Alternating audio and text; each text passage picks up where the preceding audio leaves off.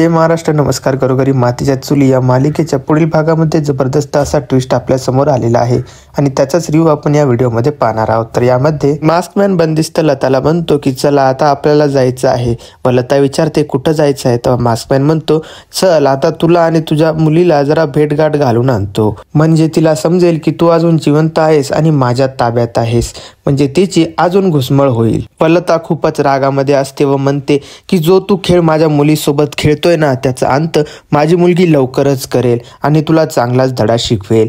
व त्यानंतर मास्कमॅन लताला घेऊन त्या गोडाऊन मधनं बाहेर येतो व मंदिरात रणदिवे कुटुंब गेलेलं असतं. तिथेच मास्कमॅन लताला घेऊन आलेला असतो. तोंडाला पट्टी, हाताला दोरी बांधलेली असते व लताला थोडंसं तो जानकीला दाखवतो. व त्यानंतर जानकीला जेव्हा दिसतं की तिची आई पण दिसतं मास्कमॅनकडे आहे तेव्हा तिच्या जीवाची खूप घालमेल होते व ती आई म्हणत तिच्या मागावर जाते.